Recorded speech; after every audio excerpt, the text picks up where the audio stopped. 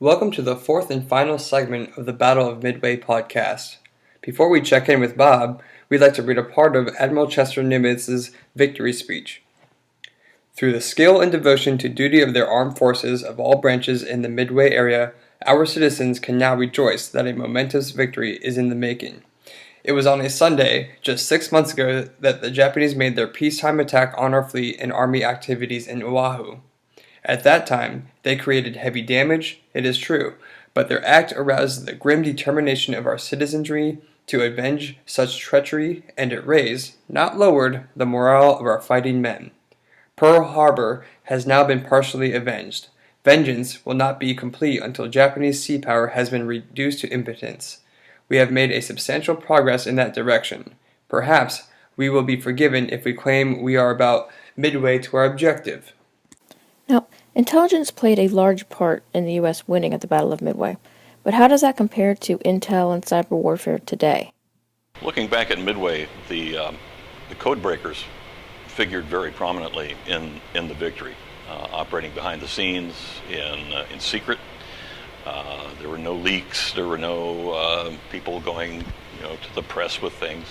It was a very tightly kept secret. And it was so tightly kept that some of the people in the fleet would think, boy, that man in Tokyo is worth every cent we pay him, because we had some kind of secret source that was feeding us information. But I think the thing to remember is that even if you know what your opponent is capable of, or even if you have some semblance of his battle plan, you still have to have your forces well trained and ready to meet the enemy. I mean, you still have to fly the planes and fire the guns, and knowing what your opponent might be able to do is a good idea, but you still have to have the training to back it up. How was the Navy different after the Battle of Midway? Well, the Navy after Midway is more confident. They had proved that they could beat the Japanese at their own game.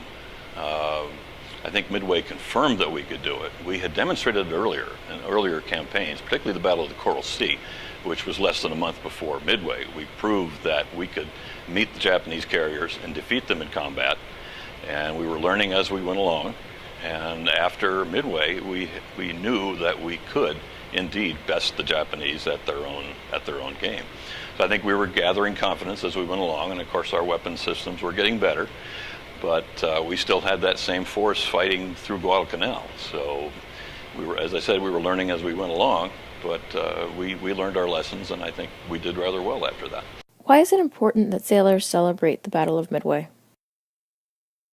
Well, I think celebrating a victory like Midway shows that our country can pull together, and it has the capability within its young people and its veterans of fighting a very resourceful and brave enemy and defeating it. I think there's a lot that we can take pride in how there were situations at Midway that might have caused less hardy people to maybe wonder where they were going, or maybe we made a mistake, but they went through it. They went through the mistakes. They overcame the mistakes, and you've got cases of the battle damage repair on the Yorktown was so superb that the ship was in action again after the Japanese thought they'd sunk her. So when they attacked her the second time, it was like, wait a minute, we didn't see that ship before, so that must be a different ship. But we had managed to get her underway and launch fighters to attack the incoming aircraft that were trying to hit her a second time.